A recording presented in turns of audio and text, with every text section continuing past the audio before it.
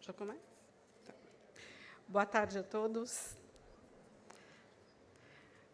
Gostaria de iniciar agradecendo a organização desse evento, agradecer a todos aqui presentes e a todo o time que me acompanha nessa jornada.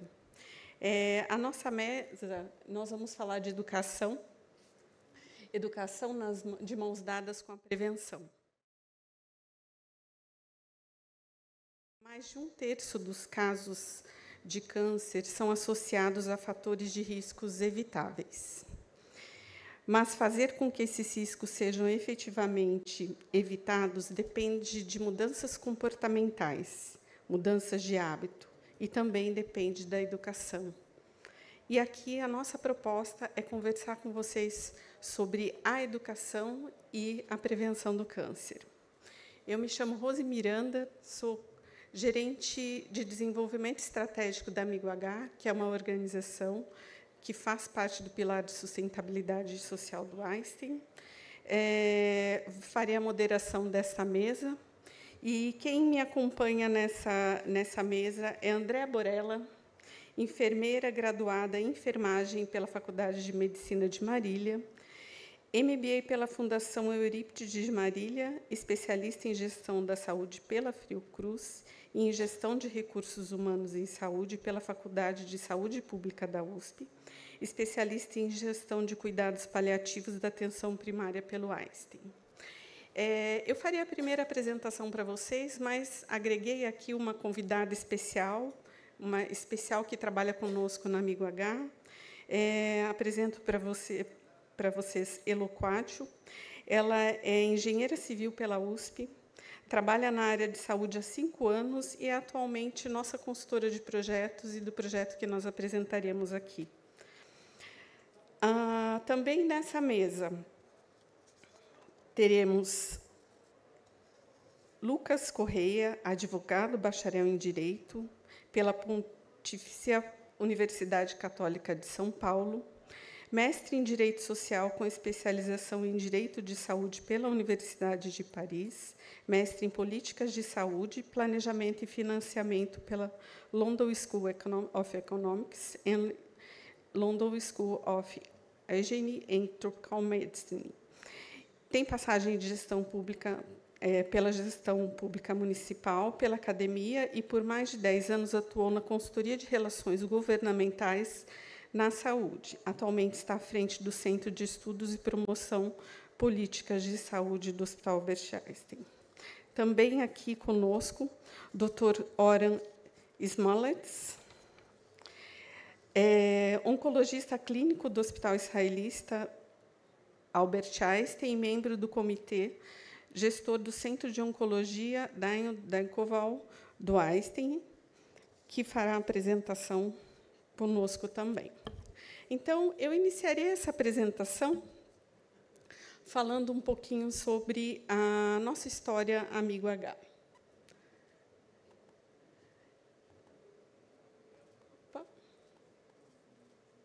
Bom, a Amigo H é uma organização que faz parte do pilar da responsabilidade social do Einstein. Eu trago aqui para vocês esse começo para nós podermos falar também dos nossos projetos. Nós temos um mote por mais vidas sem câncer, então esse é o nosso propósito de trabalho também.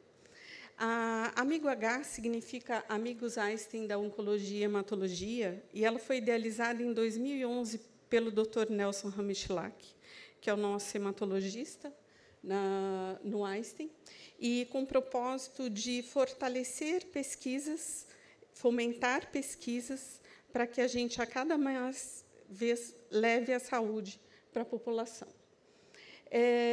Qual é o nosso papel hoje como Amigo H?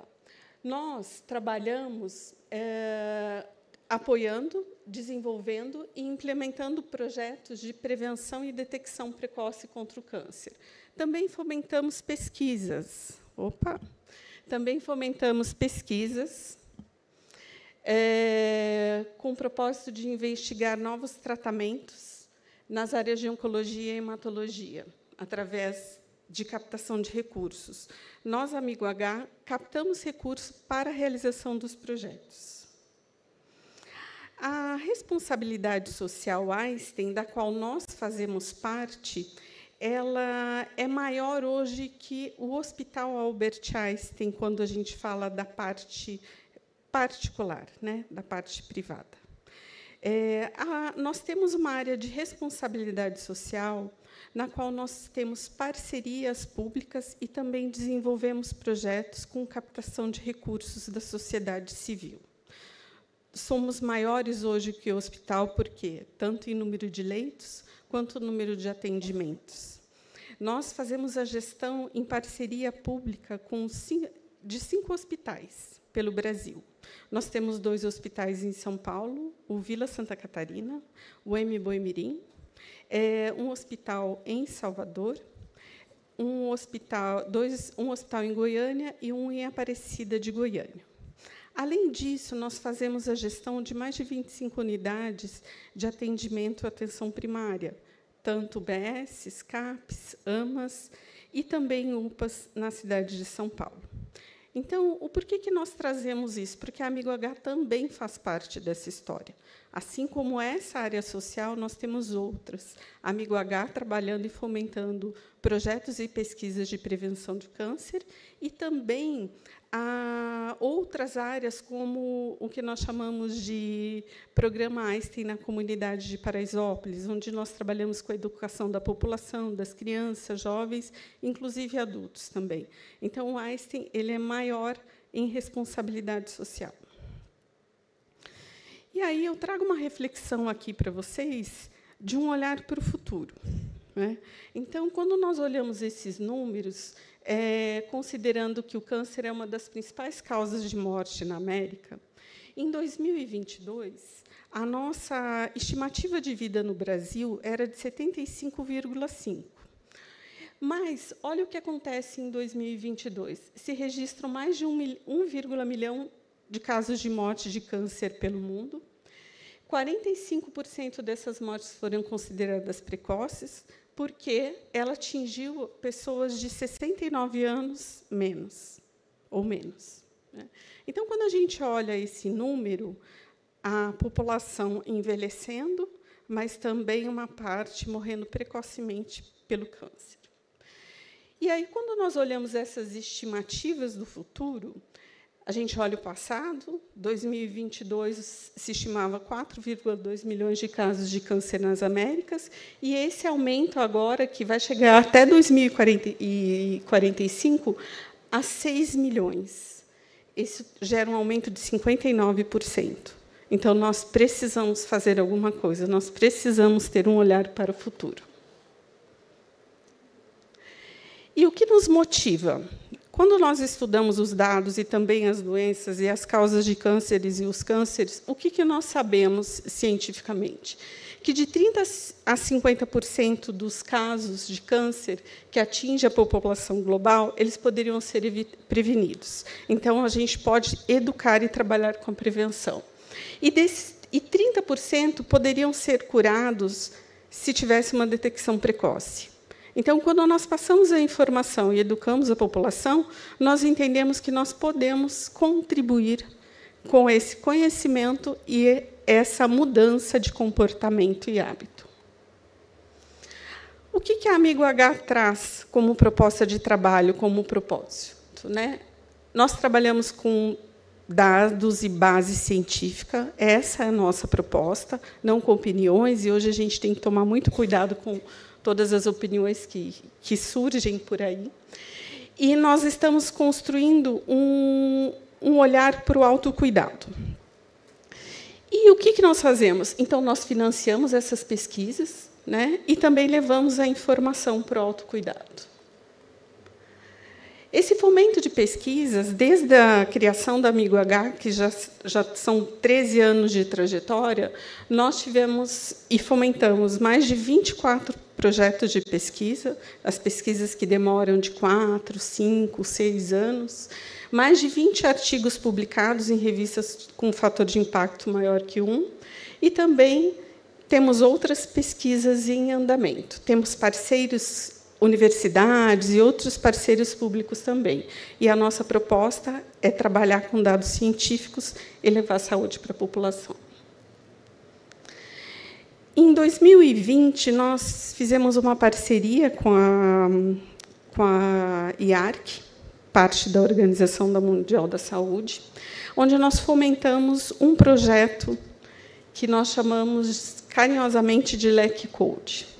Esse projeto LEC Code foi uma construção, nós fomentamos essa construção, mas ele foi um projeto idealizado pela IARC, IOPAS, onde foram desenhadas 17 recomendações. Esse documento, o Código Latino-Americano e Caribenho contra o Câncer, ele tem 17 recomendações que prevêem, que trabalham a prevenção contra o câncer. Foram 3 anos de construção, discussão de vários especialistas de toda a América Latina e Caribe, até que se idealizasse efetivamente esse projeto. E ele foi lançado em outubro do ano passado, em um evento internacional na Califórnia, e nós fizemos um evento nacional uma semana depois para lançamento no Brasil. E, a partir daí, a Amigo H vem trabalhando ativamente e criou um projeto por mais vidas sem câncer, que esse é o nosso mote. Então, essas são as recomendações, então vocês também podem encontrá-las no site, mas o que ela traz? Ela traz uma divisão de recomendações distribuídas em 4 fatores. Esses fatores são fatores relacionados ao estilo de vida, a fatores ambientais e ocupacionais, fatores de infecção e intervenções relacionadas, intervenções médicas para diagnóstico e prevenção. Então, são as recomendações conhecidas. E, a partir desse projeto, nós passamos a trabalhar com alguns pilares. Então, nós desenhamos, ao longo do tempo, pilares estratégicos para o projeto Por Mais Vida Sem Câncer. Esse projeto é dividido nos pilares de comunicação, porque a gente acredita que a comunicação ela tem que se estender a toda a população, aos profissionais da saúde, de uma forma verdadeira, com dados científicos, e também de uma forma simples, porque, às vezes, o que a gente acha que a gente comunica bem, outras pessoas podem não entender. Então, nós temos essa preocupação também. Um outro pilar de educação, que é a formação das pessoas, dos alunos, de toda a população, também, inclusive dos professores, que nós vamos apresentar um projeto aqui. O ativismo, também apoiando a prática e a aplicação das políticas públicas, o conhecimento e fortalecimento dessas políticas. A atuação, que são projetos como projetos de rastreio, que hoje é um grande desafio, porque nós não somos educados para participar de projetos de pesquisa. E, hoje, o grande desafio dos projetos de pesquisa, muitas vezes, é ter voluntários para que seja ou feito algum tipo de exame, ou que ele seja elegível naquela população. Então, nós não temos essa educação. Isso é um grande desafio para que as pesquisas sejam executadas. E também o impacto. Se tudo que nós trabalhamos precisa de um resultado, nós temos que medir. Então, nós também temos um pilar de avaliação de impacto. E, até trazendo um pouco do projeto de educação aqui para vocês, nós temos vários projetos dentro desses grandes pilares. Nós vamos falar um pouquinho sobre Educadores pela Vida, que eu vou convidar a Heloísa para trazer um pouquinho dessa história para vocês, mas eu gostaria de trazer aqui o quanto nós trabalhamos para fortalecer esse conhecimento dessa população, começando pela criança, passando também pela fase jovem, adulta, e até avançando a idade. E esse projeto Educadores pela Vida, ele faz parte dos nossos grandes projetos, e eu vou convidar a Heloísa aqui para continuar essa apresentação. Vamos lá.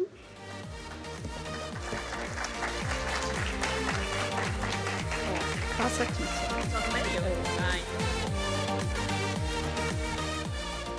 Bom, pessoal, boa tarde. Muito obrigada, Rose, pelo convite. Esse é um dos meus projetos favoritos, então estou super feliz de poder contar eles aqui para vocês. Como a Rose já falou, ele é uma das grandes iniciativas que a gente tem no Pilar de Educação. O Pilar de Educação ele tem 2 principais lentes. Uma é para a capacitação dos profissionais de saúde, para que eles consigam melhor orientar os seus pacientes ao longo das nas suas consultas e das suas visitas. A gente viu como é, na palestra de abertura, como está discrepante, né, a percepção do paciente com a percepção do profissional de saúde sobre o quanto as pessoas estão recebendo essa informação. Então, por isso que a capacitação é super importante, mas a gente, com base em alguns números que eu vou mostrar para vocês na sequência, a gente falou, poxa, tem um outro pedaço dessa história que a gente também precisa cuidar, que é das nossas pessoas, né? E aí, principalmente, pegando pelas nossas crianças. Então, a ideia desse projeto é que a gente possa capacitar professores da rede pública de saúde, da rede pública municipal e estadual, para que eles possam atuar como agentes de disseminação desses fatores de recomendação ao câncer, para que as crianças aprendam desde pequena como é que elas podem se prevenir não só sobre o câncer, né, mas contra outras doenças crônicas, e que eles levem isso para suas casas. Deixa eu ver. Então, esses são os números que nos motivaram, né, para abraçar esse projeto. A gente olhou principalmente os indicadores, tanto da PENSE quanto do IDEB, para poder escolher os municípios. Se a gente olha para esses gráficos da esquerda, a gente percebe não só um contato precoce dessas crianças com substâncias tóxicas, como o álcool e o cigarro, mas também uma piora em alguns índices de qualidade de alimentação, como o consumo de feijão, como o consumo de legumes e frutas. E não só a gente vê pelos indicadores do INCA que nós teremos resultados alarmantes no futuro, chegando à marca de 700 mil novos casos por ano, mas também a gente tem visto cada vez mais, como a Rose também já colocou, como a doença tem sido precoce. E isso muito está relacionado a todo o estilo de vida que a gente leva desde pequeno. Então, foi por isso que a gente decidiu abraçar esse projeto. E a gente entende que, para a gente poder frear essa tendência, a gente precisa começar a agir agora. A gente acredita de verdade que um futuro, né, por mais vida sem câncer, ele está nas escolas de hoje. E a gente sabe que mudar comportamentos não é algo fácil, porque isso tem muito a ver com a cultura que está estabelecida, com aquilo que está sendo propagado e divulgado na mídia, nas televisões, mas a gente acredita fielmente que a gente consegue reverter esse quadro a partir de todo esse incentivo para que as nossas crianças conheçam esses fatores. A gente já fez esse projeto, né? Ele foi um PROAD que foi executado pelo Einstein no último triênio. Nós já tivemos resultados bem interessantes, então nós já conseguimos atuar em 67 municípios. O foco do projeto ele não era única e exclusivamente o câncer, né? Ele teve uma abordagem inicial um pouco mais holística nas crianças, então eles olhavam para para a parte de alimentação, prática de atividade física, higiene pessoal também e protagonismo em saúde, para que esses jovens eles entendam, essas crianças, que eles são protagonistas na sua saúde quando o assunto é prevenção. E a ideia é que a gente expanda esse projeto para outras cidades e que a gente traga ainda mais esse reforço com relação ao câncer. Nós já tivemos alguns resultados bem interessantes, como vocês podem ver. Então, o aumento da atividade física fora da escola em 24 pontos percentuais, a redução do consumo de guloseimas, a redução do consumo de refrigerante, já são índices super importantes, não só para o câncer, mas para outras doenças crônicas também. E a nossa ambição, é claro, é continuar esse trabalho a partir de agora. Ele vai vir, muito provavelmente, não mais como um PROAD, mas como um financiamento pela Amigo H. A gente vai captar dinheiro na sociedade civil para executar esse projeto. Nós gostaríamos de continuar atuando nas 5 regiões do Brasil. Essas cidades que estão aqui, elas foram escolhidas não só com base no índice de desenvolvimento de educação básica, então são cidades que elas têm uma carência de educação básica, mas elas também têm fatores com relação à mortalidade do câncer que preocupam, né? Então, a gente analisou esses dados para poder chegar na conclusão dos municípios que nós iríamos atuar. Então, essa é a nossa pretensão aí para os próximos anos. Então, a gente entende, né, que vou fechar, né, aqui a minha fala, que as crianças elas são a chave para construir um futuro livre do câncer. A gente realmente acredita nisso. É isso.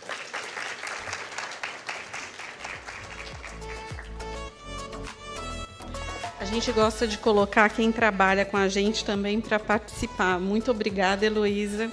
E aí eu queria trazer aqui meu agradecimento especial ao time Amigo H, que nos ajudou a construir toda essa apresentação, e convidá-los também a conhecer as nossas mídias sociais, os nossos projetos, as nossas redes, trazendo mais informação aqui para a população. Obrigada. Bom, continuando aqui o nosso painel, eu vou convidar a Andréa Borella, né, que vai trazer um projeto incrível aqui para apresentar para vocês, que se chama Chega Junto, na comunidade de Paraisópolis, em São Paulo. Obrigada, Andréia. É só passar. Boa tarde. Quero agradecer a oportunidade de estar aqui falando de um projeto que foi muito sonhado desde antes da pandemia, e a gente conseguiu efetuar e passar a desenvolvê-lo no ano passado. E ele é um projeto com adolescentes. Ele chama Chega Junto e Me Siga na Saúde, e ele foi desenvolvido em Paraisópolis. Acho que a maioria de vocês já devem ter ouvido falar, né? É uma comunidade bastante famosa, teve até já novela, enfim, fica muito próximo ao nosso hospital, ali no Morumbi. E é essa região em que a gente tem a parceria no cuidado público, então a gente tem as unidades básicas de saúde, enfim, que a gente faz gestão compartilhada com o município de São Paulo, aqui na Zona Sul. Bem, então, Chega Junto, ele tem a intenção de atrair adolescentes para o cuidado em saúde. Nós temos, através de muitos indicadores, visto como o adolescente hoje é importante a gente investir nele. A OMS traz, né, todo documentações, enfim, o Ministério da Saúde traz uma diretriz da saúde integral do adolescente, mas o adolescente ainda acessa muito o serviço muito pouco, né, o serviço de saúde, e nós, enquanto equipe de saúde, também acessamos muito pouco. Então, nós queríamos desenvolver um projeto para pensar em estratégia de como atingir esses adolescentes, principalmente, né, visando a maior adesão na prevenção e no seu projeto de vida. Então, ele é um projeto colaborativo, né, que foi feito aí, com o financiamento inicial da MSD. A segunda fase, agora, o Amigo H também entra, né, para ser parceiro dentro desse projeto. E nós desenvolvemos 4 times de melhoria, né, de times de desenvolvimento do projeto, em 3 unidades básicas de saúde que ficam dentro de Paraisópolis, Paraisópolis 1, 2 e 3, e no PECP, que é essa unidade nossa do voluntariado Einstein, e que traz um trabalho muito intenso na promoção em saúde, e é onde tem muitas atividades de contraturno com adolescentes e crianças. Bem, então, que comunidade é essa que a gente está falando, né? É a segunda maior favela do município de São Paulo. A gente tem cerca de 70 mil pessoas morando com uma condição de densidade demográfica muito grande, né? Ela é muito densa, extremamente urbanizada e com as suas características muito específicas, né? Ali em relação à violência, em relação às questões do funk, e que circulam adolescentes, não só os que moram e vivem nesse lugar, mas também muitos outros que vêm de fora, vêm até excursões para entrar em Paraisópolis para poder participar dessas festas, essa questão cultural que é muito forte lá. A gente também tem uma questão que é uma comunidade que tem muito investimento de diversas ONGs e entidades lá dentro, inclusive de instituições públicas, mas que a gente vê que é um cuidado fragmentado e o adolescente sempre fica ali à margem de muitas questões. Bem, então, esses adolescentes, eles são mais ou menos 18% dessa população que reside em Paraisópolis, né? Então, é uma população bem expressiva.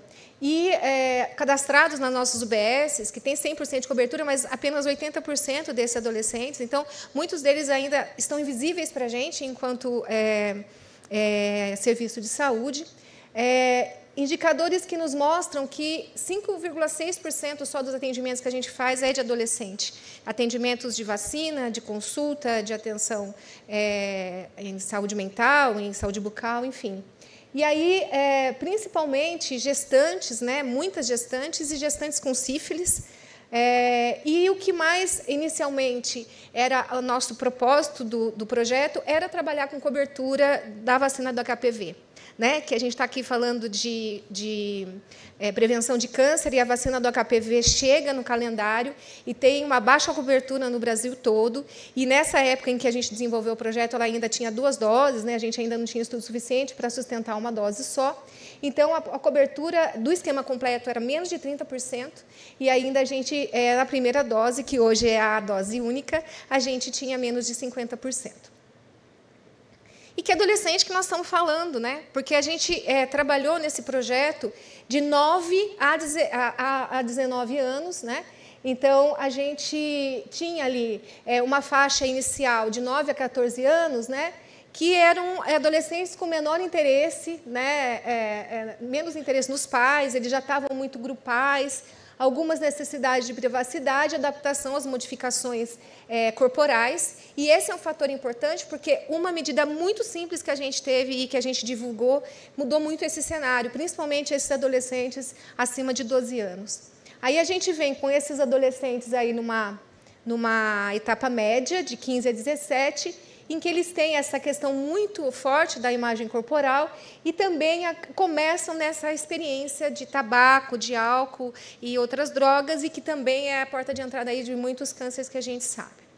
E etapa tardia, de 17 a 19 anos, e a gente vai vendo algumas questões, né, de valores, algumas meninas escolhendo ficar gestante porque ela tem um papel social diferenciado dentro de uma comunidade, quando ela é mãe. E então a gente vai vendo algumas questões de elas poderem também terem alguma oportunidade no mercado de trabalho. Então, como que a gente pensou em desenvolver esse projeto? A gente usou a metodologia da ciência da melhoria, em que o diagrama direcionador nada mais é do que ele é um modelo, né, de mudança que a gente acredita, uma teoria de mudança que a gente acredita que pode trazer mudanças que podem gerar melhoria, né? Então, o diagrama direcionador, o nosso principal objetivo era ampliar em 30% o acesso desses adolescentes ao serviço de saúde e, consequentemente, a todo o que a gente poderia oferecer ali. E aí a gente tem esses 4 direcionadores primários, em que eles são o que num planejamento, e aí o como fazer a gente foi pensando junto com os times locais de cada serviço, que conhece muito bem as necessidades de saúde daquela população. Então, a gente dividiu em 4 ciclos. Foi apenas um ano, inicialmente, né, de projeto, que a gente tinha financiamento. Um ano para fazer tudo o que fizemos. Eu acho que foi bem desafiador, mas foi possível. E tem muita coisa para se trabalhar na saúde integral do adolescente. A nossa escolha, neste momento, foi trabalhar, inicialmente, com a barreira de acesso, né, para os serviços, tanto que barreiras que os próprios profissionais colocavam e que os próprios crenças dos adolescentes. Então, a gente trabalhou muito isso, e as parcerias intersetoriais também.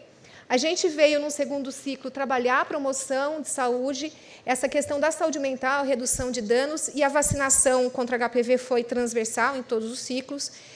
Nesse ciclo, a gente chama muita atenção, né, para as questões de suicídio, autoagressão, enfim, mas que tem ali muitas questões quando a gente fala de redução de danos, já que eles, nessa iniciação, né, de uso e abuso de álcool, principalmente nessa questão da cultura do funk, ali é algo que é uma porta de entrada bem importante. Bem, o ciclo 3, a gente traz uma conversa bem importante sobre a sexualidade, gênero, diversidade, ST.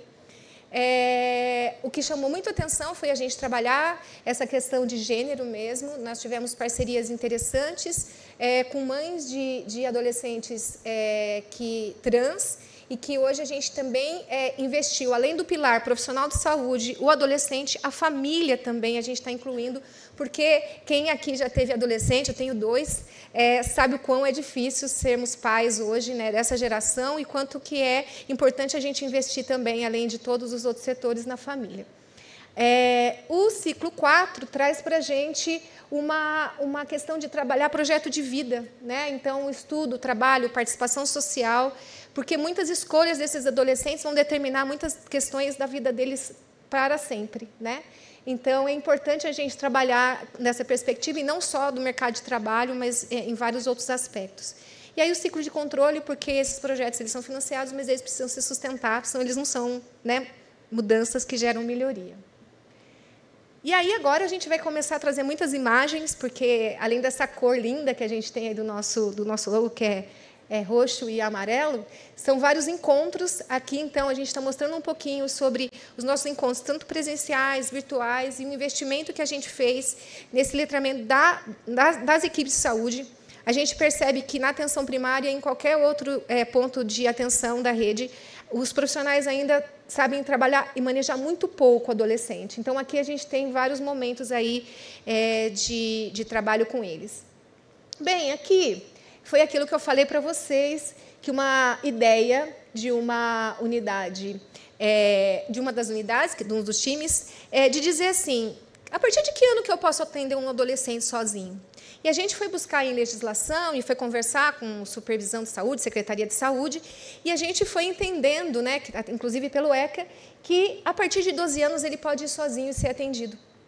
E isso a gente achou que ia gerar um impacto com as famílias e pelo contrário, foi algo que foi das questões mais impactantes, tanto que a gente construiu banners, a gente construiu muita mídia digital.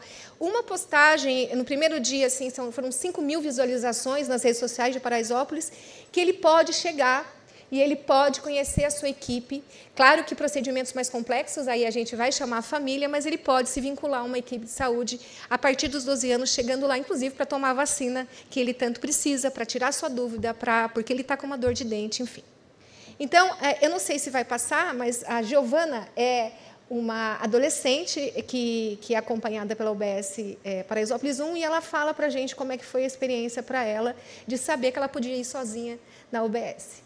Eu acho que não vai passar. Mas ela diz que não é que ela quer fazer as coisas longe da mãe dela, mas que ela tem coisas que ela quer falar com outras pessoas e que ela tem muitas curiosidades. É bom ir com as amigas também, né, para o serviço de saúde.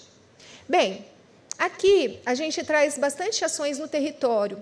Nessa fase do projeto, a gente escolheu não trabalhar com os adolescentes que estão dentro da escola. Esse já tem vários fatores de proteção, né? Então, nós escolhemos, cada serviço foi escolhendo um equipamento intersetorial. A gente está vendo aqui, por exemplo, uma roda de conversa de adolescentes no MSE, que é um centro de serviço daquelas pessoas que fazem pequenos delitos e eles ficam em medida socioeducacional. E ali são meninos que já moram num território vulnerável, já são excluídos por várias questões e não circulam no território de maneira livre, né? Então, a gente ia até lá, falar de teste rápido, falar de vacinação, falar de prevenção, IST, e projeto de vida foi um divisor de águas. Eles entenderem que eles podem ir para o serviço de saúde, que eles serão acolhidos e não julgados, ali foi muito importante. Também foi importante para as pessoas que trabalham nesses centros. A gente tem aqui várias ideias, né, que a gente fez rodas de conversa sobre IST.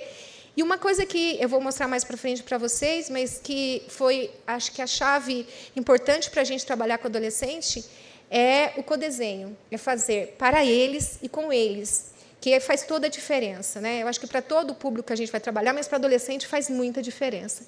Aqui a gente tem, por exemplo, um vídeo que foram as meninas lá do PECP, as adolescentes e os adolescentes, que produziram, fazendo uma chamada para os adolescentes irem tomar a vacina. Esse dia a gente acabou a vacina e a gente teve que buscar mais, porque a divulgação foi bem bacana e viralizou muito esses vídeos, que são hoje a mídia digital nos ajuda muito também, né? A gente tem que usar a favor disso.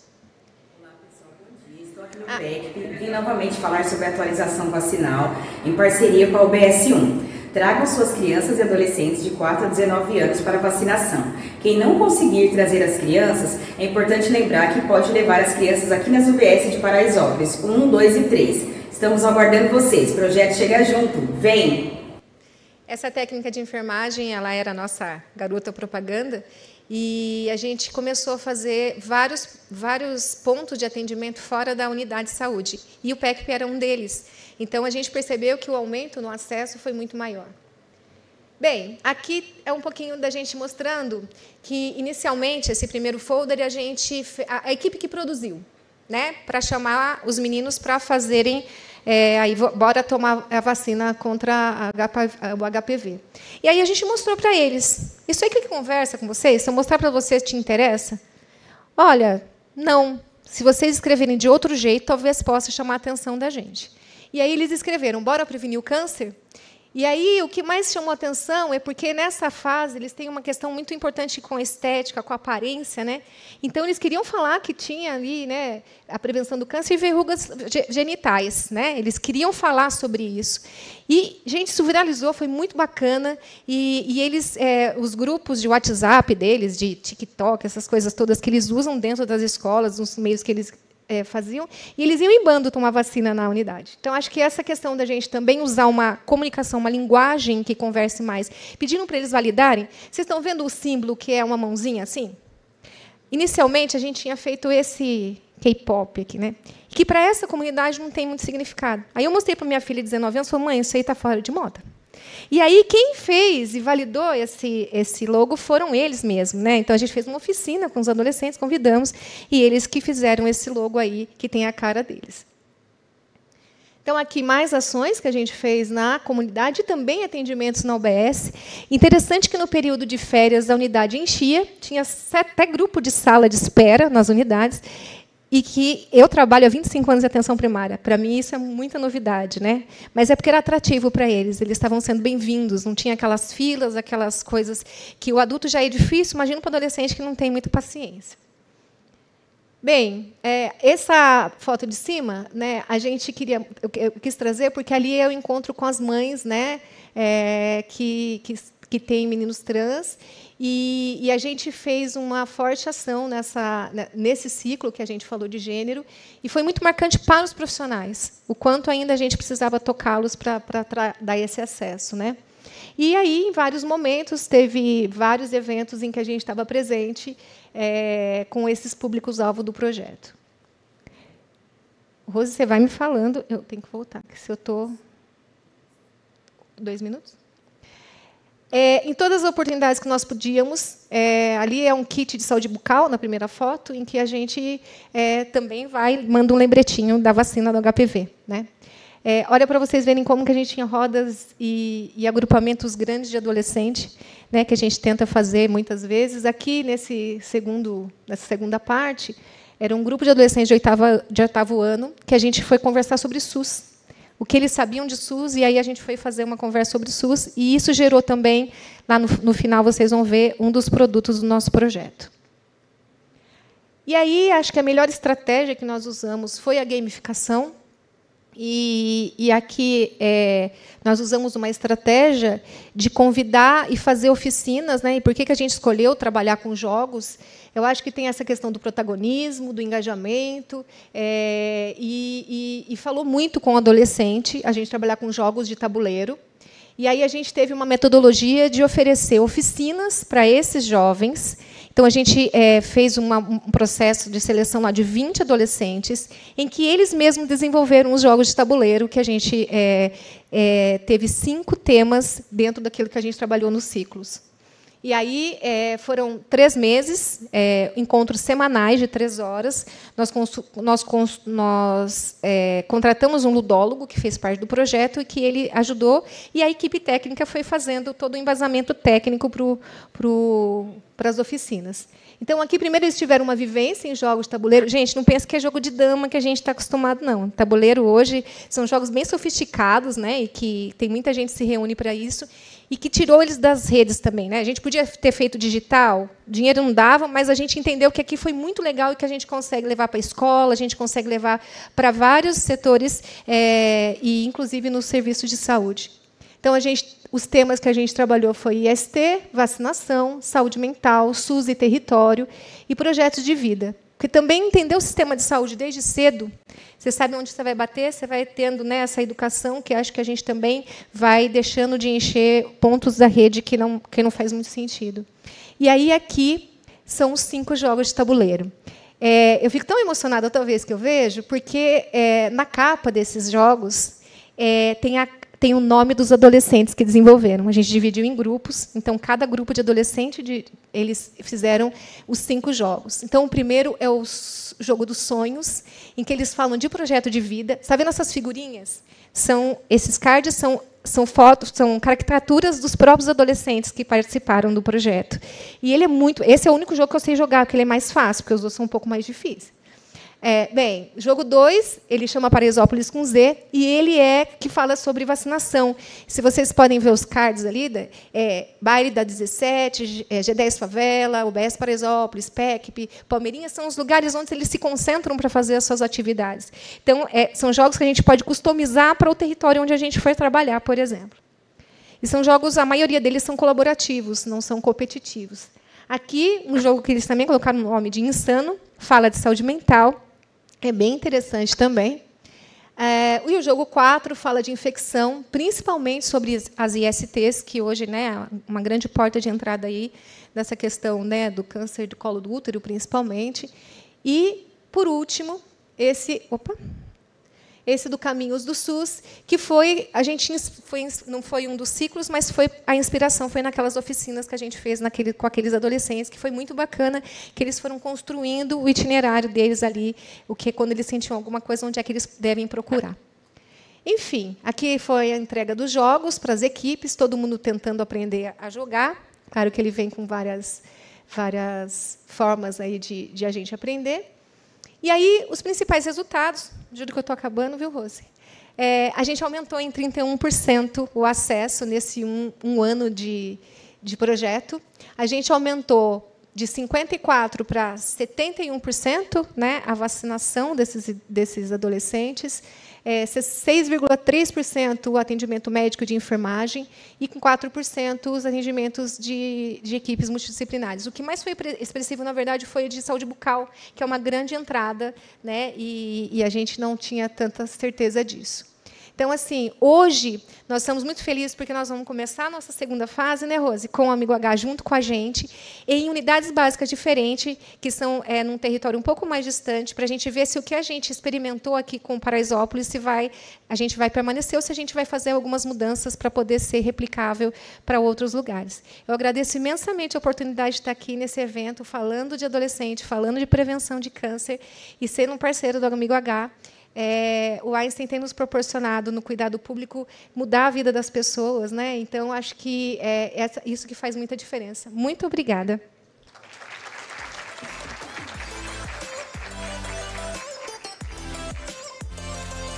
Obrigada, Andréia. A gente fica feliz com todos esses resultados, né? E esse é um grande projeto e a gente deseja levar pelo Brasil. É lógico que a gente capta recursos e que leva educação, e a população é diferente, mas a gente vai aprendendo. Obrigada, Andréia. Bom, continuando aqui o nosso painel, eu vou chamar o Dr. Oren, que falará conosco sobre a prevenção do câncer e ações de rastreio aliadas à conscientização da população. Obrigada, Dr. Oren. Obrigado. Queria parabenizar a comissão organizadora desse evento. Acho que já na sua 11ª edição, e realmente é um sucesso. Acho que é muito legal ver tanta gente envolvida no combate ao câncer. Falar pelo Einstein num congresso como esse, acho que é muito importante. O Einstein é um lugar muito gostoso de trabalhar. Você realmente conseguiu mostrar um pouco o quão é gostoso, porque é o seguinte, uma coisa é trabalhar num hospital que é considerado o melhor hospital da América Latina em termos de oncologia, pela revista Newsweek, mas não adianta só a gente fazer uma assistência aos pacientes oncológicos. E hoje o Einstein faz isso muito bem, tanto na área privada quanto na área pública. Mas acho que é importante a gente investir em pesquisa, e isso eu consegui ver nos últimos anos, como a gente investiu em pesquisa, como a gente investiu em educação e agora em prevenção da saúde. Acho que é estimular realmente o conceito de prevenção. E eu acho que isso a Einstein está conseguindo fazer na atenção primária, na atenção terciária, e a gente consegue fazer isso em todo canto do Brasil.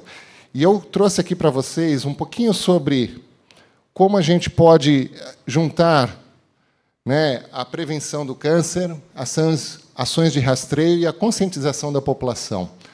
Tá? E a ideia, na verdade, é que, quando me veio na cabeça o que falar com vocês, vieram vários assuntos.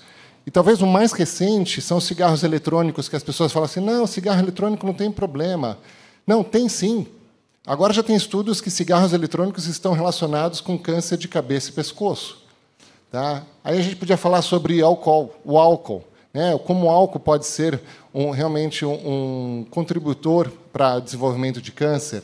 A gente podia falar de tomografia de tórax, a gente podia falar de hepatite B, que é uma das... Você falou sobre o HPV, eu também vou falar um pouquinho aqui sobre o HPV, mas talvez a primeira vacina que pode prevenir o câncer é a vacina para hepatite B, porque a hepatite B leva a cirrose, e cirrose leva ao câncer hepático. Falar sobre o PSA, termo tantomente controverso, mamografia, que a gente fala bastante, vai chegando agora o Outubro Rosa, né? E a gente vai falar bastante de mamografia, sedentarismo, né? Hábitos de vida, obesidade, são assuntos realmente importantes. Tabagismo, então, nem se fala, talvez hoje, a principal causa dos tumores e que a gente pode realmente intervir bastante. Colonoscopia, como fazer o rastreio, HPV, Papa Nicolau. Então, são vários assuntos que realmente a gente pode falar, mas eu acabei pegando pelo menos 3 assuntos, porque senão a Rose aqui ia ficar brava comigo que eu ia passar. Mas vamos lá. Então é o seguinte, vamos falar um pouquinho de HPV. Tá? Então, a ideia, na verdade, é o seguinte, o HPV é o vírus do papiloma humano. Tá? Ele é um vírus de uma dupla fita de DNA.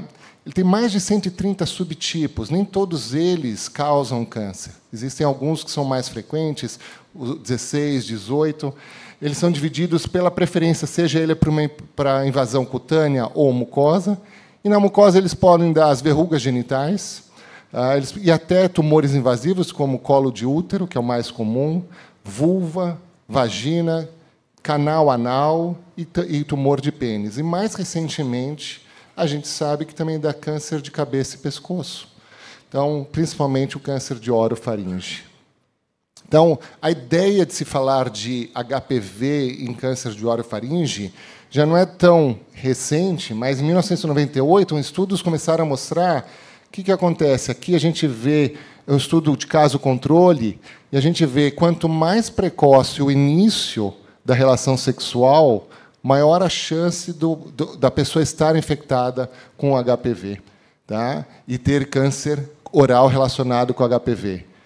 O número de parceiros também, quanto maior o número de parceiros, maior a chance de ter câncer relacionado ao HPV, câncer oral relacionado com HPV, e se o paciente tinha ou não história de verrugas genitais. E esse artigo, um pouco depois, mostrou que a incidência de câncer relacionado com HPV ele está realmente com 2 faixas etárias. Primeiro, por volta dos 30, 40 anos, e depois aos 60 anos. E o que é interessante que eles mostraram é que é uma doença realmente sexualmente transmissível, e o câncer também é realmente transmissível, né, por esse vírus sexualmente transmissível. Então, a gente pode ver aqui, acho que aqui... Ó, é isso, exatamente. Eles pegaram as pessoas controle que nunca tiveram relação sexual. No caso aqui no estudo foram freiras. Então, as freiras foram consideradas o controle, e se você tivesse um parceiro ou mais parceiros, a chance de você ter realmente um câncer oral relacionado com HPV. O sexo oral, que talvez seja a maior transmissão do HPV relacionado com câncer de orofaringe. Então, com o número de parceiros e também o sexo vaginal. Então, o HPV, realmente, acho que você pegou muito bem, acho que é um ponto a ser conversado bastante com os adolescentes, e a gente sabe que essa é a via, né, que agora a gente estuda melhor as vias, como o HPV acaba transformando a célula, o DNA celular, numa célula cancerígena.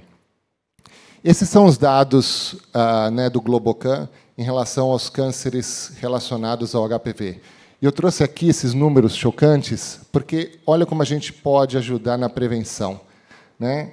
E acho que a prevenção principal é na conscientização da população para a vacinação do HPV. E aí eu fui atrás das recomendações. E aí a gente vai ter um pouquinho aqui de problemas, porque as recomendações americanas e as recomendações da Sociedade Brasileira de Pediatria batem, mas a recomendação do SUS, e é um grande avanço que a vacina do HPV esteja no SUS, mas a gente está um pouco defasado, talvez, e isso faz parte de congressos como esse, que a gente possa bater na porta do Ministério da Saúde e tentar rever se está correta a recomendação. A gente pode ver que no CDC americano, a recomendação é que se use primeiro a vacina do HPV nonovalente. Tá? Se recomenda que se faça a vacinação a partir dos 11, 12 anos, também pode começar a partir dos 9 anos. Eles recomendam 2 doses. Tá? Basicamente, são 2 doses da vacina de HPV nonovalente. Aqui no Brasil, a recomendação é que se comece a partir dos 9 aos 14 anos, com dose única, e a vacina de HPV quadrivalente, que é o que tem disponível no SUS. Tá? Se o paciente, ele não foi, o adolescente não for vacinado, né, de 15 a 19 anos, aí você pode pensar numa estratégia de fazer a segunda dose. Tá? E aí eu acho que toda a ideia de vacinar a partir dos 9 anos é que a gente sabe que essa molecada começa a atividade sexual muito mais precoce do que a minha geração e do que as outras gerações. Então, é necessário que eles sejam expostos à vacina antes mesmo de começarem a atividade sexual. E a Sociedade Brasileira de Pediatria, então, confirma o que realmente é dito pelo CDC, que deve ser feito, de preferência, a vacina do HPV nonovalente, meninos e meninas, tá, de 9 a 14 anos, e 2 doses, tá, com intervalo de 6 meses entre as doses. Oi?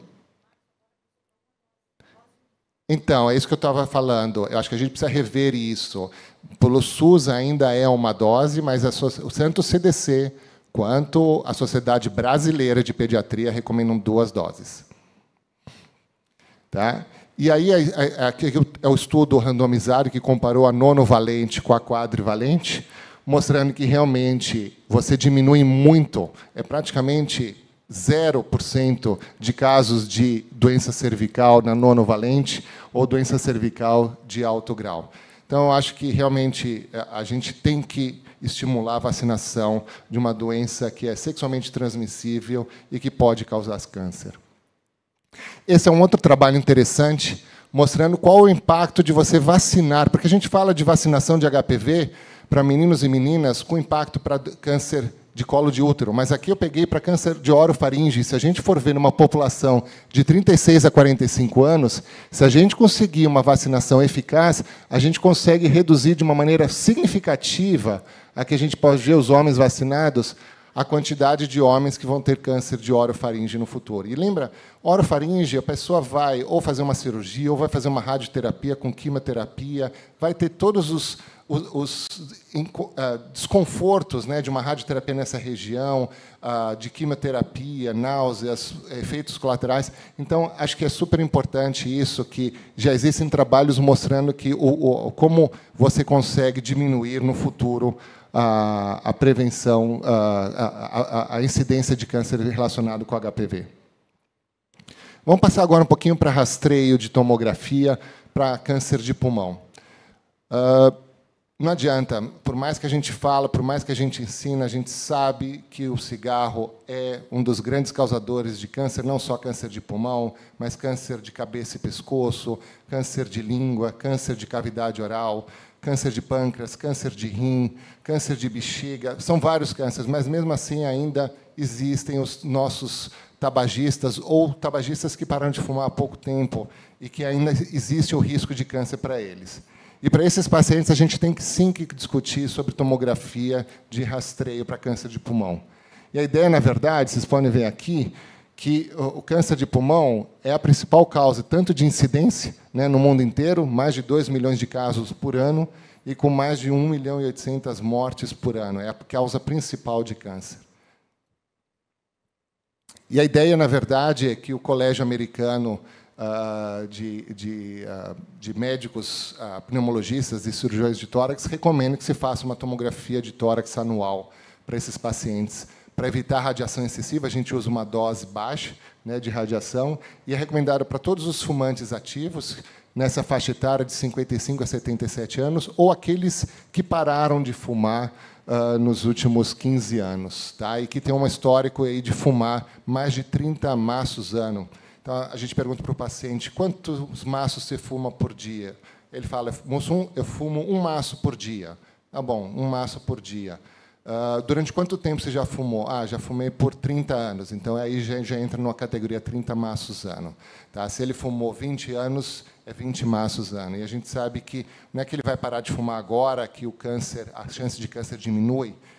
Ele vai ter outros benefícios antes de diminuir a chance do câncer. Ele vai ter o benefício de respirar melhor, diminuir a chance de ter um AVC, de diminuir a chance de ter um infarto, mas, realmente, nos próximos 15 anos, ele ainda vai ter uma chance maior de ter câncer, e, por isso, a recomendação de fazer uma tomografia anual. E esse estudo, assim, foi pivotal, foi uma meta-análise que mostrou que, se você fizer uma tomografia de tórax anual para esses pacientes, você consegue diminuir aqui a chance em 13% de a pessoa ter... Você melhora a mortalidade, perdão, em 13%. Você, mas olha, é uma pequena melhora na mortalidade. Mas, se vocês lembrarem que é 1.800.000 pessoas por ano que morrem de câncer de pulmão, imagina 10%. Já vão ser 180 mil, né, de pessoas que a gente vai estar salvando fazendo uma tomografia de tórax precoce. Então, eu acho que, de novo, fica aqui a recomendação da importância de se falar sobre a tomografia numa população de risco. E, por último, como é que a conscientização da população pode mudar isso? Eu já estou terminando. Então, esse é um trabalho muito interessante. Isso foi feito com uma população de descendentes de chineses em São Francisco, onde talvez eles tenham pouco acesso à informação, que a grande maioria das informações são dadas em inglês, então é uma população lá no Chinatown. E eles distribuíram, esse, na verdade, é a versão em inglês, mas distribuíram também a versão em cantonês, e aí distribuíram para eles: venha falar sobre educação em câncer, venha para uma palestra de 2 horas, e, no final da palestra, você precisa responder uns questionários. Por este questionário, você vai receber $25 como um gift certificate, um certificado para que você possa comprar alguma coisa. Mas você não vai receber $25 para assistir a palestra. Você vai receber os 25 se você responder o questionário. E a ideia era, na verdade, eles randomizaram esse grupo para 2 tipos de palestra. Uma palestra que era sobre prevenção de câncer, tá? Esse grupo aqui, perdão, deixa eu ver se eu volto. Esse é o grupo aqui, ó. E aí o outro grupo era sobre doação de bioespécimen. Então, doação de órgão, doação de sangue, doação de sêmen. Era uma palestra sem nada a ver com câncer. E aí eles fizeram um questionário para esses pacientes, para esse grupo de pessoas. E a ideia, na verdade, é que eles fizeram um questionário antes da palestra e pós-palestra. Eles compararam entre os grupos. Então, algumas coisas interessantes. Então, esse era o questionário, né? Então, eu acredito na seguinte preposição, que isso pode diminuir o meu risco de câncer: comer melhor. O grupo que assistiu, né, à prevenção de câncer aumentou de 93% para 97%, tá? E o grupo que fez a outra palestra, que não tinha nada a ver com câncer, foi de 97 para 96, mas esse aumento, né, vocês veem que não teve praticamente nenhuma mudança em quem já ia fazer a palestra de bioespécimen, mas quem fez a palestra de prevenção de câncer foi significativamente estatístico a mudança pela palestra.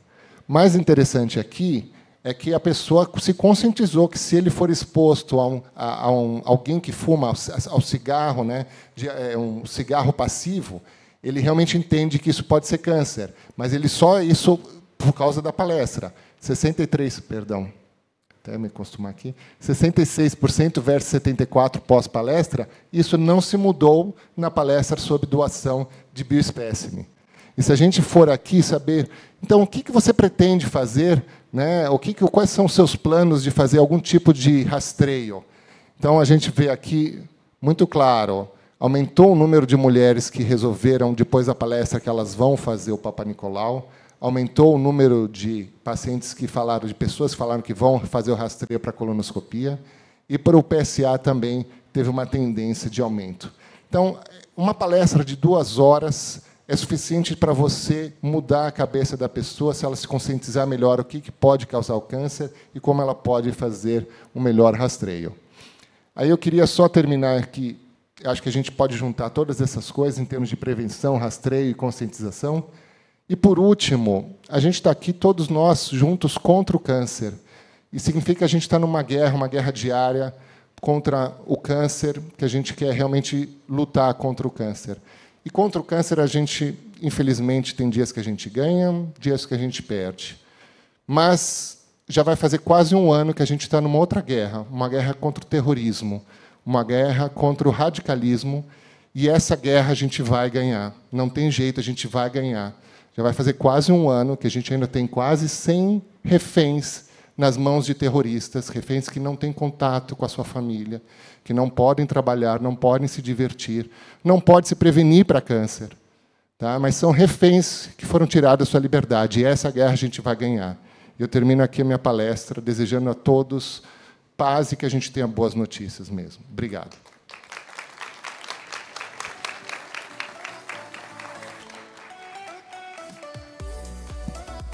Obrigada, doutor Oren. E, mais uma vez, a gente reforça a importância da educação, do conhecimento das pessoas, para que a gente possa buscar as ações de prevenção. Né? Muito obrigada, doutor Oren.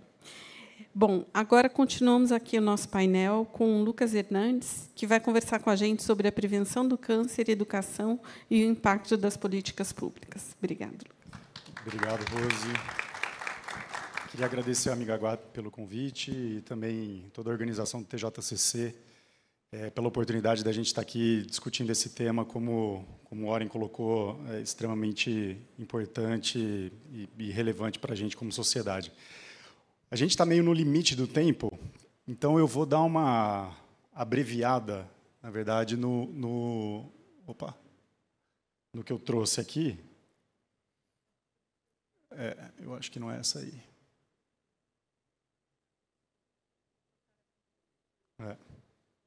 Não é essa apresentação. Tá. Só porque eu falei do tempo, né?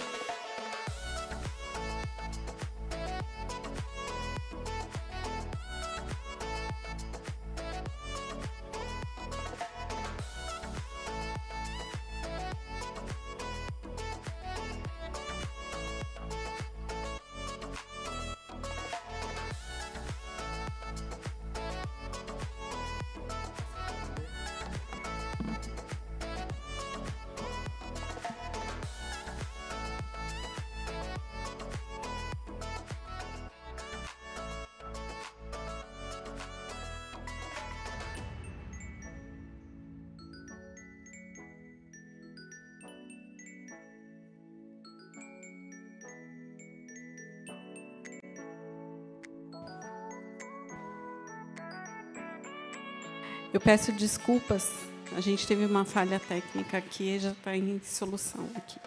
Mas acho que a gente pode trazer um pouquinho, conversar um pouquinho até que eles resolvam aqui. O que a gente entende como prevenção nesse desafio mundial, né? Ele não é um desafio só da América Latina e Caribe, ele é um desafio mundial. A gente vê que essas ações, tanto do projeto que a Heloísa nos apresentou sobre Educadores pela Vida, onde nós trabalhamos desde do aluno, do professor, mas também nós trabalhamos com os pais, o que a Andrea mostra também é o envolvimento, a necessidade do envolvimento dos pais. Quando a gente fala de HPV, existe um preconceito muito grande, né, doutor Oren, de vacinar uma criança, ou uma falta de conhecimento também. E a gente sabe que essa comunicação, ela pode, desde que seja de forma efetiva e verdadeira, ela vai ser eficaz. Vamos lá, Lucas? Vamos lá. Bom, na verdade, eu tinha pensado uma reflexão aqui com vocês, olhando para o tema da nossa apresentação, que é prevenção do câncer e educação e o impacto das políticas públicas. Queria convidar vocês a refletir o que liga esses elementos, né? E aí eu fiz todo construí um racional, mas depois de ouvir a Andréia e o Oren, eu fiquei pensando, e até por conta do tempo, que talvez eu quisesse me ater a um elemento dessa equação, que obviamente não aparece aqui porque ele está de pano de fundo, que é um elemento que tem a ver com quem, de fato, executa as políticas públicas por excelência no Brasil, que é a questão do município. Não sei se vocês repararam a complexidade de um projeto, né, um projeto para HPV, que é uma coisa relativamente simples, que existe um monte de informação disponível, né, para as pessoas, e da complexidade desse projeto para ser desenvolvido numa comunidade de 70 mil habitantes. E aqui, quando a gente olha para o universo de municípios brasileiros, que eu acho que é um pouco esse o exercício que a gente precisa fazer, a gente está falando de 5.568 municípios no Brasil, sendo que quase 70% desses municípios têm até 20 mil habitantes. Ou seja, são municípios muito pequenos e com uma baixa capacidade técnica e financeira para executar as políticas públicas. E, no final das contas, os municípios são os reais executores das políticas públicas. A gente fica, né, principalmente quando a gente discute a questão do câncer, a gente fica muito focado na incorporação dos medicamentos via Conitec, a gente fica focado na questão da aprovação de uma política nacional de combate ao câncer, de prevenção e combate ao câncer. A gente foca muito lá no governo federal, a gente olha muito para Brasília. Mas, no final das contas, quando a gente fala da implementação dessas políticas, a gente está falando da ponta, a gente está falando do município. Então, não à toa, a Rose mencionou os projetos do Einstein junto aos municípios brasileiros, em quase todos os estados da federação, e o projeto da Andréia, muito focado numa comunidade específica. E o interessante é que todo esse trabalho de articulação foi feito envolvendo a comunidade, porque é isso, de fato, que precisa acontecer. E qual que é a porta de entrada para a implementação dessas políticas públicas dos municípios? A atenção primária. A atenção primária, por excelência, é o serviço que precisa desenvolver isso, né, que precisa pegar esses instrumentos, as políticas públicas, e implementar isso na prática. Agora, qual a estrutura existente na atenção primária, principalmente do ponto de vista financeiro? Né, porque uma das primeiras informações que a Andréia colocou para a gente é que o projeto tinha o apoio de uma indústria farmacêutica, da MSD, que estava colocando o dinheiro ali. Quando a Rose comentou do Amiga H, ela falou dessas parcerias com o setor privado que estão aportando recursos ali. Mas isso, será que é a realidade, né, para todos os municípios brasileiros? Obviamente que não. E aí, quando a gente olha para um município pequeno, né, aqui no estado de São Paulo mesmo, a gente tem um município de Borá, 842 habitantes. Que estrutura que esse município tem para, de fato, implementar principalmente as ações de prevenção ao câncer? A gente tem dificuldade para mudar os nossos hábitos, né, que somos pessoas informadas. O que a gente faz, né, os nossos desejos de fim de ano, que a gente vai começar no ano seguinte, né, de ir para a academia, de estudar mais. A gente não consegue fazer. Né? Isso dura uma semana e meia, duas, quiçá um mês, e a gente não consegue fazer isso. E quando a gente está falando das ações de prevenção de câncer, que a gente está discutindo mudança de hábito da população, a gente está pegando isso, que é uma equação extremamente complexa, e jogando a responsabilidade disso, jogando num sentido positivo, para um município, que é o ente da federação mais fragilizado, né, que é onde a gente mora, de fato. Então, a reflexão que eu queria fazer com vocês é isso. Como é que a gente consegue articular essas coisas? Né, porque é isso. Quando a gente vai olhar do ponto de vista financeiro, os municípios, em termos de arrecadação, são os entes que menos arrecadam impostos na Federação Brasileira. E, ao mesmo tempo, eles têm essa responsabilidade que a gente está falando. Então, tem um descasamento gigante. O que o município ele precisa, de fato, quando a gente está olhando para a questão do recurso? Ele precisa dos recursos vindo principalmente do governo federal e dos estados, mas principalmente do governo federal. O que acontece é que, quando a gente olha para a série histórica, a gente vem assistindo um decréscimo da contribuição do governo federal para os municípios, do repasse de verba do governo federal para os municípios. Mas, como a gente mora nos municípios e a gente tem essa relação de proximidade com o gestor, muitas vezes, e principalmente nos municípios pequenos, que a gente conhece o prefeito, a gente conhece os secretários, a gente conhece os vereadores, a gente tem condições de exigir ações mais concretas dessas pessoas em relação à saúde. Isso faz com que os municípios comprometam de recursos próprios muito além do que está estabelecido na Constituição como mínimo. E, obviamente, a Constituição estabelece o mínimo, né? Então, em tese, poderia ser mais. Mas poderia ser mais também do governo federal e dos estados. Só que esse incremento em relação ao mínimo do governo federal e dos estados é cada vez menor, fica cada vez mais alinhado ao mínimo. Então, isso recai sobre os municípios. Agora, o que a gente precisa se demandar é se esses recursos que o município investe a mais são suficientes para desenvolver ações tão complexas como ações de prevenção. E a gente vê pelos números que não são, né, não são suficientes. Além disso, uma outra questão que eu queria levantar aqui, os instrumentos que a gente tem e que guiam, obviamente, a ação do município, que são as políticas públicas, né, e a gente tem política pública no sentido da prevenção, né, eu trouxe duas ali, a Política Nacional de Promoção de Saúde, que é antiga, já de 2010, e o Plano Dante, que é agora do ano passado, quer dizer, desculpa, de 2021, quando ele traz e aborda o tema da prevenção e da promoção de saúde, faz isso também de uma forma muito analógica, né? Então, os instrumentos que tem ali são instrumentos clássicos, né? Então, campanhas, a gente faz a questão dos observatórios, faz relatório, passa para a população, trabalha os conteúdos na escola. Uma coisa totalmente diferente, por exemplo, do que a estratégia que foi adotada e que a Andréia comentou com a gente. É muito mais sofisticado, né, para a gente, de fato, conseguir envolver a população, não só para buscar os serviços de saúde, mas para refletirem sobre a sua própria saúde. Então, a gente tem dois grandes desafios aí pela frente. E, em se tratando do universo de política pública especificamente, a gente tem um instrumento poderoso, que é um instrumento de avaliação de políticas públicas, que a gente usa muito pouco no Brasil, e que envolve esse caráter de envolver a sociedade na construção dessas avaliações, que, no final das contas, meio que são projetos de pesquisa, mas onde a gente consegue medir, de fato, como a população percebe essa política pública e eventuais estratégias que a gente poderia adotar para fazer com que a política pública produza, de fato, efeitos na ponta. Então, acho que esse é o primeiro ponto. E aí, um segundo ponto que eu pulei aqui, que tem a ver com essa questão da economia da atenção, né, que é uma coisa que está sendo muito discutida hoje.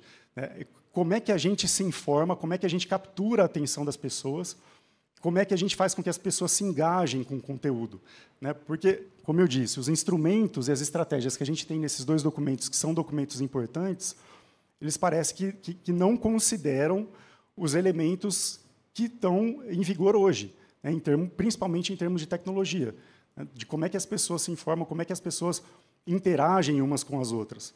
Aqui é um pouco, mais uma vez, do que a Andréia trouxe no projeto. Então, é um pouco isso de reflexão que eu queria deixar para vocês, principalmente pegando o exemplo aí do que foi feito lá em Paraisópolis, porque eu acho que ele traz, em diversas perspectivas, elementos extremamente relevantes quando a gente está pensando na perspectiva da implementação de políticas públicas. E, mais uma vez, né, a gente está falando do Einstein, vocês ouviram a formação da Andréia, vocês ouviram a formação da Heloísa, que são pessoas que estão pensando esses projetos. Mas, quando a gente olha para os municípios, para o universo dos municípios brasileiros, né, como é que a gente faz, de fato, essas coisas bonitas que estão escritas, ou que são escritas nas políticas públicas, e que a gente consegue fazer isso, né? A gente consegue mobilizar a sociedade para fazer com que essas políticas sejam, de fato, escritas. Mas, agora, eu acho que o exercício que a gente precisa fazer, eu acho que meio que está bom de política, né? O que a gente precisa fazer, de fato, é implementar o que está escrito, né? E os desafios na implementação são desafios gigantescos. E aí, mais uma vez, fazendo coro aí com o que o Oren falou, acho que eventos desse tipo, que fazem com que a gente se aproxime e converse sobre esses desafios, são extremamente relevantes para que a gente saia da discussão teórica e comece a botar a mão na massa de fato. É isso. Obrigado, gente. Foi meio atropelado aqui por conta do tempo, mas obrigado pela atenção.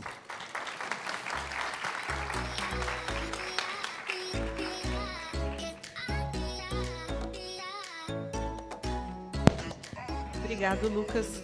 Bom, nós temos alguns minutos. Alguém gostaria de fazer alguma pergunta? Infelizmente, não teremos tempo para deixar para muitas perguntas.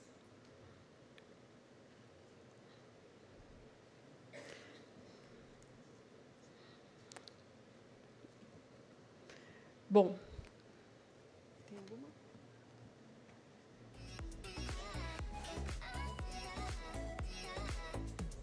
Tá certo. Gente, bom, como nós não temos perguntas, nós vamos encerrar o painel aqui, mas eu gostaria de agradecer imensamente a presença da Andréa, doutor Oren, Lucas e Heloísa, para compor esse painel e para trazer para vocês a mensagem de que nós podemos fazer juntos. Né? Nenhuma política sozinha faz a prevenção acontecer, assim como nossas ações de prevenção elas devem atingir a todos de uma forma tranquila, né? E na melhor tradução, que foi o que a Andréa falou, eu tenho que saber chegar nas crianças, saber também chegar nos pais, atingir o público de uma forma tranquila e que ele consiga se reconhecer na informação que a gente leve, uma informação verdadeira também. E gostaria de agradecer mais uma vez e encerrar o nosso painel. Muito obrigada a todos aqui presentes.